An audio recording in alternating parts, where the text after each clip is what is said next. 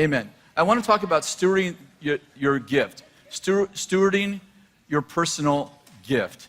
And if you'll turn to 1 Timothy chapter 4, this will be the main text for our morning. In fact, let's just read it first. Verse 12, we're going to start at verse 12. Let no one look down on your youthfulness, but rather in speech, conduct, love, faith, and purity, show yourself as an example for those who believe.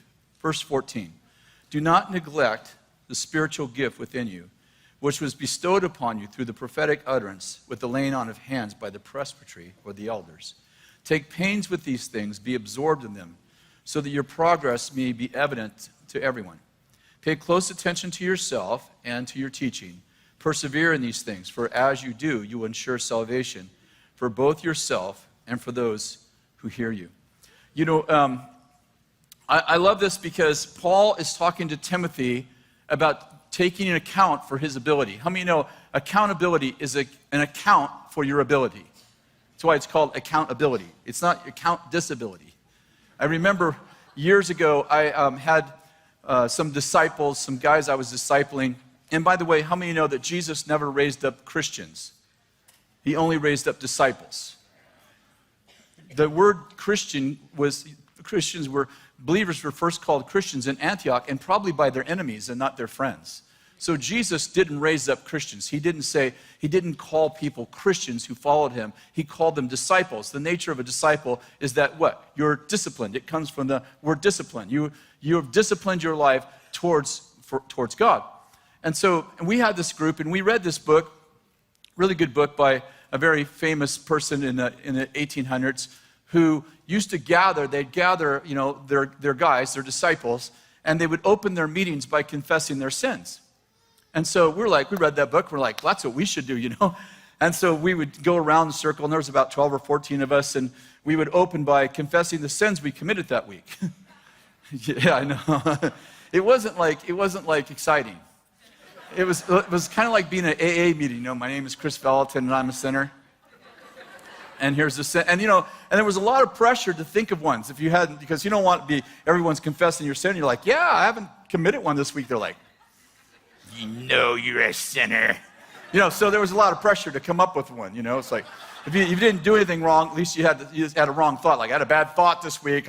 It was a very bad one. I don't want to tell you what it was, but it was evil, very evil. Okay. And, and it just it became our culture for about a year. It became our culture. And thankfully we came out of that. But, I don't want to be a part of a culture where we're looking for what's wrong with one another. I want to be a part of a culture where we're actually holding people accountable for the goodness, the godness, the gifts that God's given them. And I believe very much in accountability, and everybody on the front row knows that. I'm very accountable myself, and I believe in, iron sharpens iron, so one man sharpens another, faith for the wounds of a friend. I believe very much in being accountable for your character. But when I go to a restaurant, I use salt, but I don't go to a restaurant because of their salt. I don't want salt to be the main meal. I don't want to create a culture out of an exception, is my point. I want a culture that when I step into the culture, I'm actually accountable for the gifts God has given me, not for the dysfunction in my life. And so, we get up every morning, and you're probably like me. We get up and we, spend about an hour getting ready for work, right? And I got up last night before before this morning. I got ready last night. I put 5 shirts out. I didn't know what color mood I'd be in, so I ironed 5 shirts, got them all ready, actually steamed them, got them all ready, got my pants, I got everything all set out, and if I'm not in a blue mood, then I might be in a gray mood, so I put a couple coats up there, tried them on, and then you might be bloated in the morning, so that might be a black. You might need black in the morning sometimes, because you can go to bed gray, but then you need black. Anybody know what I'm talking about? I spend a lot of time trying to look good, right? Everybody tries to look good. And then we say things like, I don't care what people think about me. You spend an hour trying to make sure you look good. Stop. We all know it. And I'm like, and I'm good with that. If some of you are like, I didn't get ready, I'm like, we know, we smell it. Oh, that was bad. I shouldn't have said that. It's extreme. But anyway. The point I'm trying to make is we spend an hour proactively getting ready. In my case, I thought about what I'm going to wear the next day. I get it all ready because I don't want to, at 5 o'clock in the morning, try to think of if I'm bloated or not, where that shirt is. So I'm like, I'm thinking about tomorrow. I'm thinking about how I'm going to look tomorrow. Are you with me? What would happen if we spent 10 minutes every day thinking about the kingdom within us? When Paul writes to Timothy, he says, you've been given gifts. The presbytery laid hands on you, and they released gifts on you. And Tim, I want you to do something with the gifts, and I want you to be so good at doing something with what you got. I want everybody to go. Tim's progressing. Have you noticed Tim lately? I mean, his preaching gift's gotten so much better. And that thing he's got, that they told him about, that thing that he was going to do, did you notice how many people are being touched by that? And what I'm getting at is that he was being held accountable for the impartation that was released to him. And I'm saying, what would happen in your life? I don't even want to ask you this, but I bet you half the people in this room are bored. How do you get bored when God's in you? I'll tell you how you get bored. You don't pay attention to the God in you. You pay attention to what people think about you. How do I know that? Because I'm married to Kathy. That was bad. I was just being funny. And my point is that we're responsible for ourselves. In 1 Samuel 30, it's the story of the Amalekites carrying off all of David's men's wives and sons and daughters. Do you remember this? And David comes home from this battle, which they won, and all their family's gone. And it says this in verse 6, moreover, David was greatly distressed because the people spoke of stoning him. For all the people were embittered, each one because of his sons and daughters. But listen to this, but David strengthened himself in the Lord his God. That's a great title for a book. I might write that book, Strengthen Yourself in the Lord. And the point I'm making is this, is that David didn't whine and cry. David strengthened himself in the Lord. You know, I think that in my experience, I've done lots and lots of deliverances, and there's two main reasons why I see Christians oppressed by demonic spirits. The first one is unforgiveness, and the second one is self-pity. I think self-pity is the most culturally, I think people most culturally accepted sin in the body of Christ. And there's people in here like you were a victim, like you were raped or you were molested, something terrible thing happened. I'm not saying that doesn't deserve sympathy and the fact that you were actually a victim. I'm talking about a victim mentality. I'm talking about that, like, I'm powerless, everything's bad, nobody loves me. It's like you take responsibility for you and strengthen yourself in the Lord. And most of us, we come to this place and we're like, wow, this place is so amazing. Well, this place was built by a man who suffered from depression and said, I'm not going to live like this anymore. And he began to carry, in those days, his prophetic words in journals, literally in binders. I would travel with him, and he had this big binder with him, and I'm like, I think it's his teaching notes, and I think he doesn't use notes. I'm like, what are those things? He's like, those are my prophecies. I read them over myself every day. And how many know that you attract whatever you value? I've noticed that, in 10 years into knowing Bill, I noticed that he's actually writing down people's testimonies. He's repeating the testimonies. I'm saying, he didn't wake up one day and say, I think I'll build a culture of testimony and prophecy. He was doing it for his own life. He was strengthening himself so he would stop being a victim and start being a victor. And what happened is he created a whole culture for us. Out of his weakness, he became strong. Are you with me? You can do it too. What are you going through? I don't know. But how many know you need this sandwich? What are your testimonies? What has happened in your life? What are your God stories?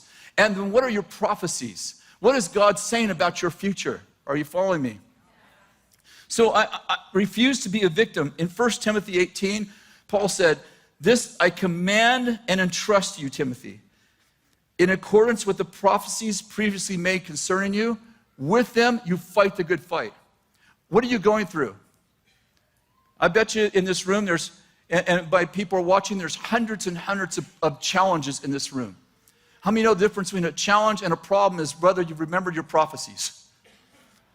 And Paul says to Timothy, take the prophecies that were given you, and with them fight the good fight. In 2 Corinthians chapter 10, it says, the weapons of our warfare are not of the flesh, but they're divinely powerful for the destruction of fortresses. How many understand that prophecy is a powerful weapon that destroys evil castles? And the evil castles are, listen to this, thoughts, speculations, and lofty things. Well, what if the crazy North Korean dictator pushes the button? What if the bomb falls on me? What did God say about America? What did God say about you? In other words, when stuff starts to feed my mind and I start to get anxious, I say, okay, let's stop the world and let me get into the kingdom. What did God say about America? What did God say about my life? What did he say about my children? And I begin to recount the words of God. Are you with me? I fight speculation, the what ifs, with what God says. Well, what if? But what if God said? I know, it's a good word. Better than your response. That's all right, too late. I encouraged myself in the Lord already before I came in here. Like this is the third time I've encouraged myself in the Lord already. Israel was going through a very difficult time, and they were terrified. And I love Isaiah's response. Verse 10 of chapter 41 of Isaiah, he writes this, don't be afraid, I'm with you. Don't be anxious or look around you, for I'm your God. I will strengthen you. Surely I will help you. Surely I will uphold you with my righteous right hand. Behold, all those who are angered at you will be shamed and dishonored. Those who contend with you will be as nothing, and they will perish. You will seek those who quarrel with you, and you'll not find them. Those who war against you will be nothing and non-existent. For I am the Lord your God, who upholds your right hand and says to you, don't be afraid, I will help you. Do not fear, you worm Jacob. I love that part. He calls him Jacob instead of Israel. Do not fear, you worm Jacob. You men of Israel, I will help you, declares the Lord. For your Redeemer is the Holy One of Israel. Behold, I have made you a new, sharp, threshing sludge with double edges. And you will thresh the mountains and pulverize them. And you will make the hills like chaff. And you will whittle them out, and the wind will carry them away, and the storm will scatter them. But you will rejoice in the Lord, and you will glory in the Holy One of Israel. Their enemies are surrounding them. They're terrified. And Isaiah says, I got a word for you. Here's the word. You're going to look around your enemies, you're going to be no more. You're going to even look to find them, they're going to be gone. They're going to scatter, they're going to disappear, they're going to vaporize. And everyone who contends with you is going to contend with me, and they will be nothing. They'll be put to shame. Listen, don't be afraid. I've made you like a war axe, double-edged. You're going to pulverize the mountains. He's talking about authorities, principalities, and powers. Don't worry about those guys. I've made you like a sledgehammer. You're going to break through those guys. You're going to whittle them out. The wind's going to blow them away. Stop being worried, you worm. Are you with me? Like, sometimes we just need to strengthen ourselves in the Lord. Sometimes we just need to be accountable for our gifts. Sometimes we need to say to ourselves, stop being afraid. David, I love when David spoke to his soul. He's like, soul, why are you in distress? I love it. And the soul talks back and like, we're scared. It's like, trust in God. Think about God. Think about all, and David would begin to recount. And they crossed the Red Sea on dry land. And they crossed the River Jordan. And he quotes these miracles of God. And he goes, if God was with them, then God's with us. We're going to make it. This is what we need to do. We need to grow up. Point 2. We receive gifts through impartation. Paul said to Timothy, something powerful. It's okay, I got it. Do not neglect the spiritual gift that was given to you through the laying on of hands of the presbytery. Take pains with these things. In other words, labor until you wake up in the morning and you're sore from the hard work. Like, take pains with these things. Make sure that you do them so that everyone sees that you're growing. Remember, he says, don't look down on your youthfulness. He's not talking about like, hey, don't look down on me. I'm actually older than you. There isn't too many people who look down on my youthfulness. Maybe Bill. But anyway.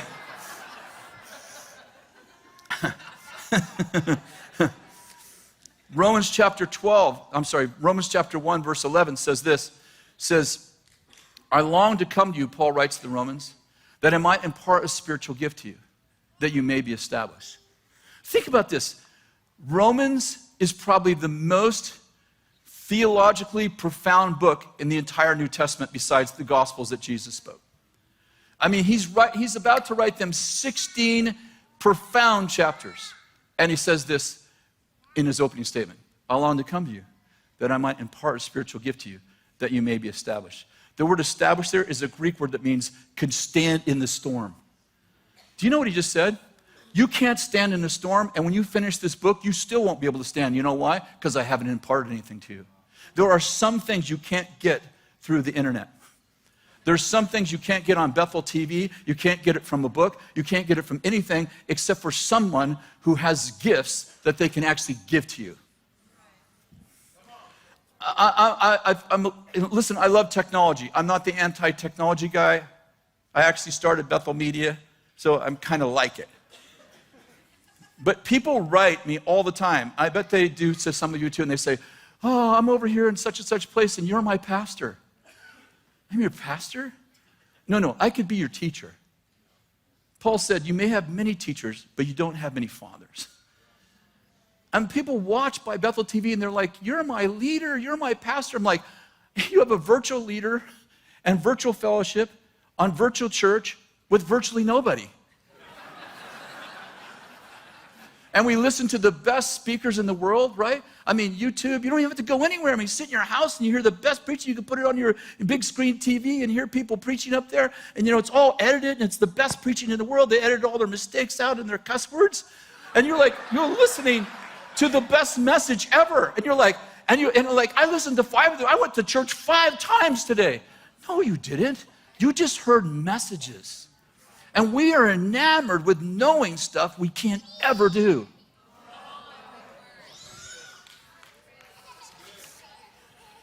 In Matthew chapter 10, Jesus said, you will receive a prophet, help me, in the name of a prophet, you receive a prophet's reward. What is a prophet's reward? Have you ever thought of that?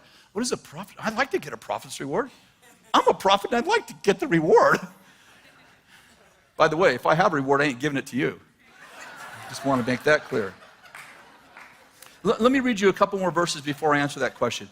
Ephesians chapter 3, Paul writes this, for this reason I, Paul, the prisoner of Christ Jesus for the Gentiles, if indeed you've heard of the stewardship of God's grace, listen to this, of God's grace, which he gave to me for you. Let me just repeat this line. You've heard of the stewardship of God's grace that he gave me for you. Are you with me? In other words, how many of you know what it is to steward money? Right? A bunch of you have raised your hand. You're like, I can't honestly say I know about that. We're broke all the time. I know what it is to not have money, but be a steward of it. Not really. How many of you know what it means to steward money? I mean, you may not be good at it, but you know what it means. Paul said, I'm a steward of grace, but it's not for me. I'm stewarding it for you. I'm stewarding grace for you. In Ephesians chapter 4, verse 7, why don't you turn there? I'm sorry, we have lots of scriptures this morning. I've been using the Bible more often. Verse 7, to each one of us, grace was given according to the measure of Christ's gift. Follow me. To each one of us, say it, grace was given. Oh, sorry. Try again. To each one of us, grace was given according to the measure of Christ's gift. Okay, we're going to skip down to verse 11. And he gave some as apostles, some as prophets, some as evangelists, some as pastors, and some as teachers. To do what? To equip the saints to do the work of service. To equip the saints to do the work of service, to the building up of the body of Christ. What did we receive? We receive apostles, prophets, evangelists, pastors, and teachers. What did they give us? To each one of us, help me, grace was given. To each one of us, grace was given according to the measure of Christ's gift. Now, do you understand that there are 9 spiritual gifts listed in 1 Corinthians 12? We call those the gifts of the Spirit. Some people think there's only 9. I think there's a lot more, but the point is that there's 9 named. So we have gifts of the Spirit.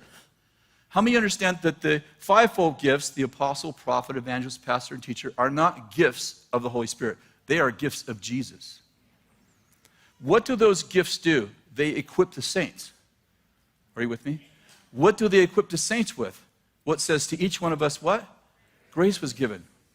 Okay, now, Romans 12, verse 6 says, since we have gifts that differ according to the grace given to us, let each of us exercise them according to the level of his faith. Let me say it again. Since we have gifts, everybody say gifts, that differ, everybody say differ, according to the grace, everybody say grace, given to us, let each of us exercise them according to the proportion of his faith. Are you with me? Okay, in that verse, what did we learn? We learned that we have gifts, right? And they're different according to what? Grace. And we're supposed to exercise them according to what? The proportion of our faith. Are you with me? Okay, let's go back. So if you receive a prophet, and the name of a prophet, you receive what? A prophet's reward. What is a prophet's reward? I propose to you that a prophet's reward is grace. What does grace do? It equips you. With what? Gifts. Okay, think of it this way. Let's pretend there's a soda fountain here, and there's 5 flavors. There's root beer, Coca-Cola, orange, Dr. Pepper. There's no diet. Diet's like false prophet.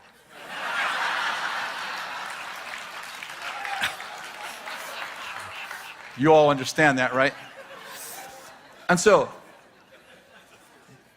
they all have in common, they all have soda water in common. But the flavor is determined by the fountain. Are you with me? So if I come to the pastor fountain, I'm going to get pastoral grace. What's it going to do? It's going to give me what? Since we have gifts that differ according to grace. Ephesians 4:7 says that each of us, grace was given according to the measure of Christ's gift. What are Christ's gifts? Apostle, prophet, evangelist, pastor, teacher. What are we receiving from them? Grace. What is grace doing? It's giving me gifts. What kind of gifts? Well, that depends on the fountain. So if I come to the pastor fountain, I'm not getting prophetic grace. Prophetic grace is the reward of the prophet. If I receive a prophet in the name of a prophet, then I receive what? Grace. What does grace do? Okay, get this. What does grace do? It gives me gifts. Grace gives me the ability to do what I couldn't do 1 second before I received grace. Okay, so grace isn't just undeserved favor. Grace is the operational power of God. Are you following me? I've told this story many times. It's one of my favorite. There was a pastor brought 5 of his leaders, actually 10 of his leaders, 5 couples, to our leaders advance many years ago.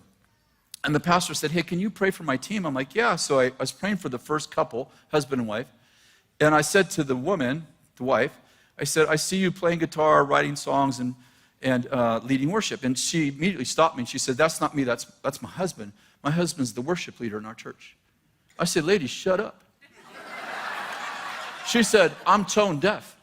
I said, lady, shut up. I said, you know what prophecy is? She said, I guess I don't.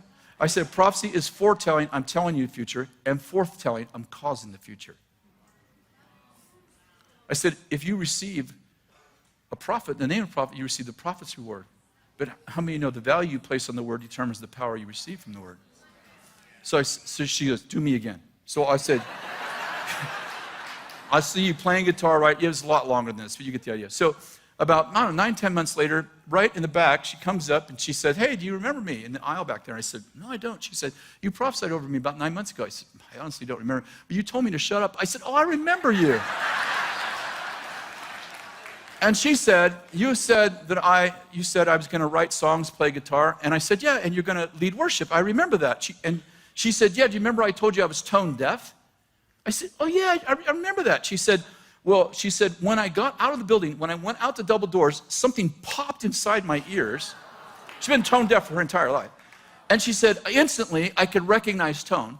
She said, I learned to play guitar in the last 9 months. I've written several songs, and I lead worship in our 500-member Vineyard Church.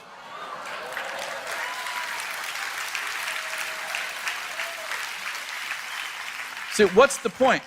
The point is grace gives you the ability to do what you couldn't do 1 second before you heard it. What is a prophecy? I'd like to propose to you that when you prophesy, it's like dramatizing it doesn't make it a prophecy. Brother, I see the Lord says unto you. It's like, that's all good, the drama's all good. or Shabbat, whatever your deal is. Shabbat if you need, I don't care. But what makes a prophecy, let's say that your words are red. It's just a metaphor. Your words are red. But on the red, there's blue. See, what makes a prophecy is that there's blue on the red. The blue makes the red happen. You can say amazing things. You can say, the Lord says. If it's not the Lord, there's no blue on the red. The blue is the ability to make the red happen. Are you following me? So what I'm getting at is this, is that Paul tells Timothy, you received gifts through impartation. Did you get it? Through impartation, you received gifts. And those gifts give you abilities. And Tim, you need to do something with what was given to you. Are you following me? Tom, come up here.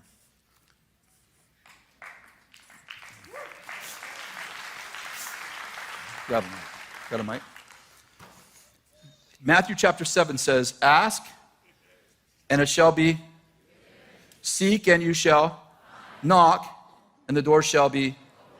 Everyone who asks, receives. He who seeks shall find, and to him who knocks, the door will be open.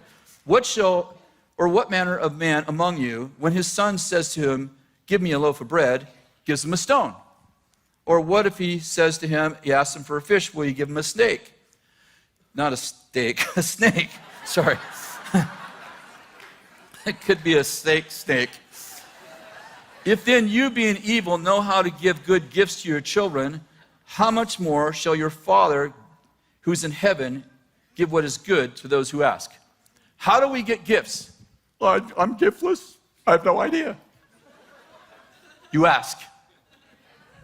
What would you like? I'd love a hammer. You'd like a hammer? I want a hammer. Here's a rock. It's a rock for you. There's a rock. What am I going to do with this? You're going to use it on your head. So, anything else you'd like?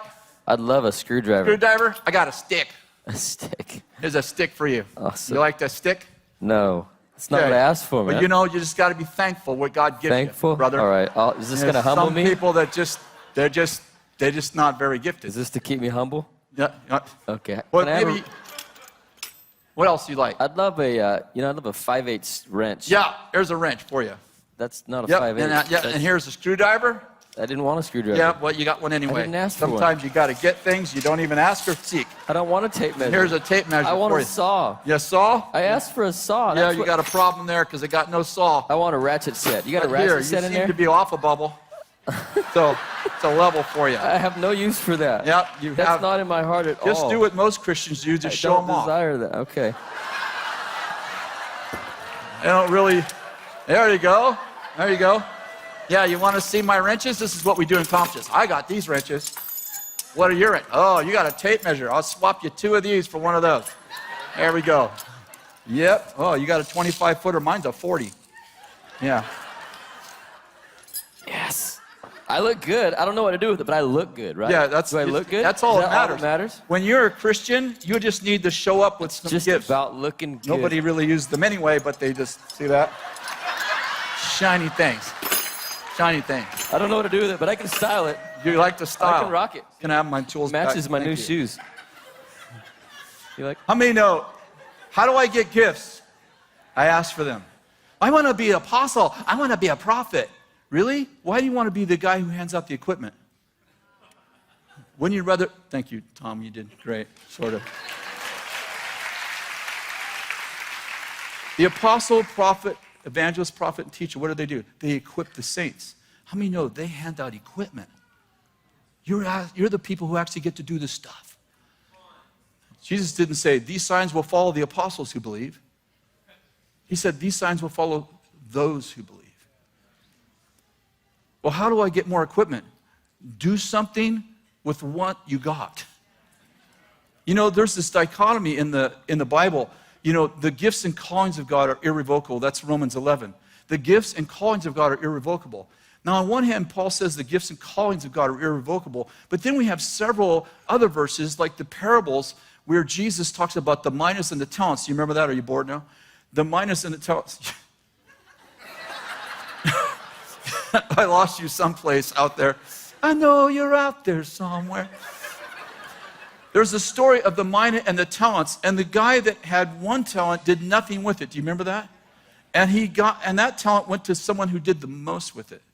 But what I'm getting at is this, is that when Paul writes to Timothy, he says, take the gift that you received and do something with it until your progress is evident by everyone. Like everyone notices that you're progressing. I watch our team. I really, really love the equipping part of my job. Like it's actually my favorite part of my job. And I love when people do something with what they got.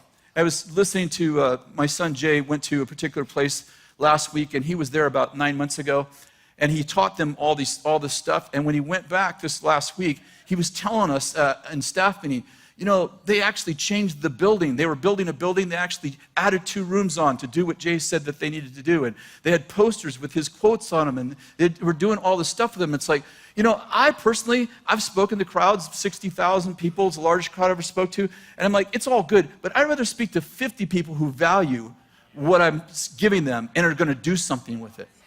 In our environment, I have lots of champions in my environment, and I love them all. The one that stands out in my mind right now is Lindsay Coyle. I love Lindsay, and I would say she's the most improved player in our environment. We had Sean Bolts come 10 times in 12 months.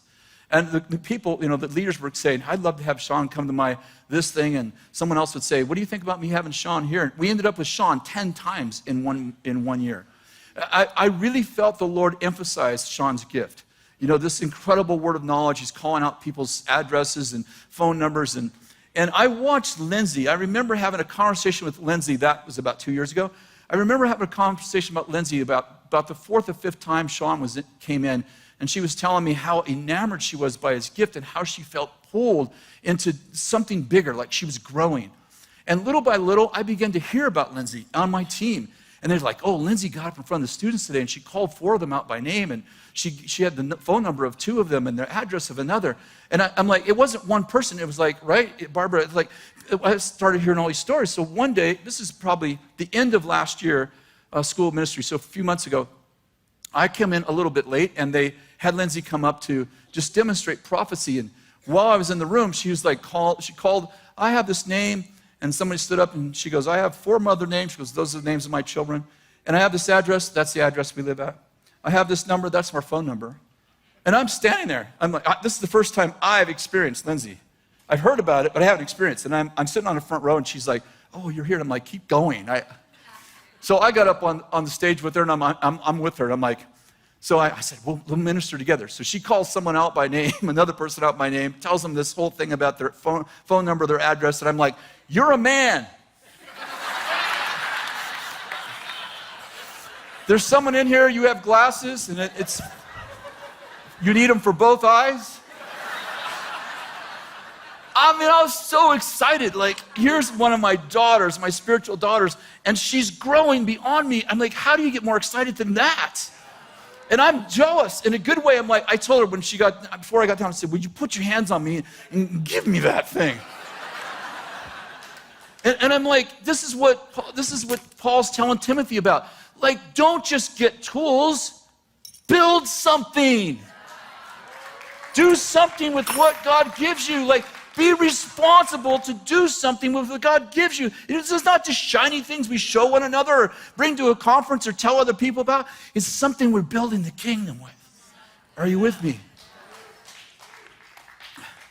There's something about this responsibility that we're to take. And I remember my infamous bathtub story. Please, prophetic people, do not imagine. When Jesus walked through the wall, and I had this vision of him. It's only happened once. I just tell it all the time, so it sounds like Kris has lots of visions. And the Lord told me, you're going to be a prophet to the nations. You're going to speak to kings and mayors and governors and presidents and prime ministers, and you're going to bring the kingdom into governments, into nations. And then when he turned to go, he turned back to me. You might remember this if you've heard this before. And he said to me, and history will tell us if you believe me. History will tell us if you believe me. I mean, this is the first time I understood that the Lord's going to do things for me, but he wants to do things with me. He said to me, history will tell us if you believe me. In other words, at the end of time, we're going to look back and we're going to see if you had the full impact you were equipped for. Because I equipped you to do this, and if you just do this, it won't be my fault. It'll be about you.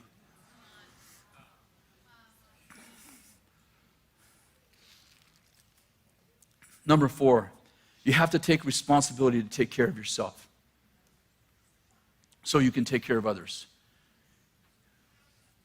Watch over your teaching, he said to him. Watch over yourself and your teaching. For as you do, you'll ensure salvation for yourself and for those who hear you. Listen, no one else is responsible for you, only you. Pastor Bill's my leader 39 years, but how many know he doesn't know what I need? He can't look inside of me. He can't figure out I'm tired, I need rest, or I need encouragement, or I need this or that. How many know if I'm going to grow, I have to get it myself? We say to our students, and if you're a student, you've heard this already. If you do your homework so you won't get in trouble, you haven't taken ownership of your life. You've left it with us. And you're not going to grow as long as I'm an owner of your life. And by the way, I don't want ownership of you. I don't even want to rent you. What I'm getting at is this. Do your homework so you'll grow you.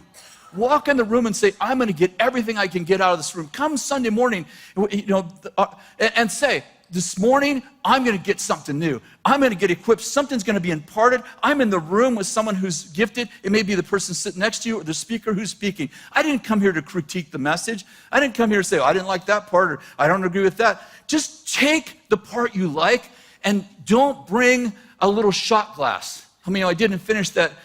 When you come to the fountain, your faith determines how much you get.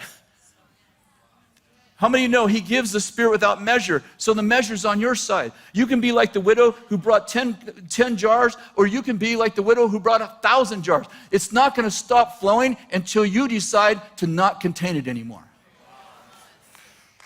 So when you come ready. Prepare your heart when you come to church. Prepare your heart when you're in the presence of a woman of God or a man of God or someone who has more than you. And sit with those people and get everything you can. I've come prepared. Just like I get up in the morning and I make sure I'm looking good on the outside, I'm prepared for the day. When I sit with a man of God, a woman of God, an elder, somebody who has something more than I do, I get lower too. I position myself in honor. Are you with me? I'm not talking about being a slave or anything like that. I'm just talking about I'm honoring the gift on that person. I'm saying, if you honor your mother and father, you receive life. I'm like, I am casting a highway up and I'm getting underneath that Psalms 133, how good and how pleasant it is for brothers to dwell together in unity. It's like the ointment, the oil from the top. How many of you know you can be at the top of the head or the bottom of the foot and you get the same anointing if you get in line? And I'm getting in line because I'm going to receive, and I'm preparing myself to receive. I'm not here to critique the movie. I'm not here to critique the actors. There ain't no actors in here. It's just all real people with flaws and faults, and they don't get everything perfect. And you have to weed through that and go, I like that right there. I'm taking that. My heart burned when he said that. My heart burned when she prayed for me this morning. Something happened to me, and I'm going to go back, and I'm going to find out what tool I got, and I'm going to start using it. That's what I'm going to do. People sometimes say crazy stuff, You've heard it too. Well, I go to that church and they just don't feed me. Well, let me say something. If you're 6 months old, that's okay. We get you. And they should be taking care of you. But if you're 6 years old, get over yourself. I'm saying this is that I'm a victim. Like, do you have a Bible? Yes. Can you read? Yes. I'm not sure what your problem is. I mean, you go into McDonald's, you're like, I'd like to have a hamburger. Who's going to feed me? I'm like, really? Really? And I'm saying we have to get out of, someone's going to take care of me. It's your job to make sure I grow. No, I'm sorry. It's your job to make sure you grow. And by the way, it doesn't matter if you're the baby toe or the head. We need you to be fully you. Like, I'm just the baby toe. I'm insignificant. Nobody cares about me. Nobody cares about you till we cut you off. Do you know these NBA players? It's so funny to me. It's like they get turf toe and hurdy toe, and they get paid $10 million to play, and their toe hurts. I'm like, if I was playing, I say to the Lord, Lord, if you made me that good, even now, 62, I think I'm NBA-ish. I have the tenacity and the drive. And I persevere. Lord, if I had turf toe, I'd cut my toes off and I'd play with a wood foot. I'm simply saying, you don't think you're important. You're important. It doesn't matter if you're the toe or if you're the hand or you're the knee. You matter. And listen, if you don't show up, it costs someone else. Let me say this one more time. If you don't show up, somebody, maybe they don't even know it. Maybe they came hungry. Maybe they came broken. And they sat right next to you. And you were supposed to be to them the grace they needed for that moment. You were supposed to be it, but you maybe were in feel sorry for yourself mode. Or I'm bloated and I wore the wrong color. And instead of giving them what they needed, you were self-absorbed. Come on, we've all been there before, right? I've been there too. And it's like I'm so absorbed in what I'm not, in my deficiency, or in I'm not feeling so good, or I'm in a bad mood. And God goes, I stationed this person next to you so that you would give them grace for the thing they're going through. I sat them right next to you, and you were in, I'm nobody, I'm nothing, I'm a victim. And you didn't deliver the grace you were supposed to deliver. Timothy, pay attention to yourself. Pay attention to your teaching for 2 reasons. It will ensure salvation for you and all the other people I've brought to listen to you. Come ready to be equipped to change the world. You're not here to fill seats or to show off your shiny things.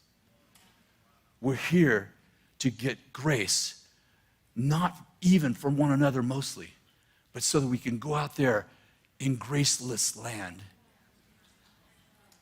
and say to the fearful, don't be afraid. Here's the word of the Lord. To our neighbor who doesn't yet know the Lord, I've been talking to the Father, and he says he's got this handled. Your son's going to be fine. To the sick, can I touch that right now? There's a special gift the Lord's given to me, and I want to give it to you. I want you to be healed right now. And we just begin to go out in graceless land, and we bring grace to people. Could you stand, please?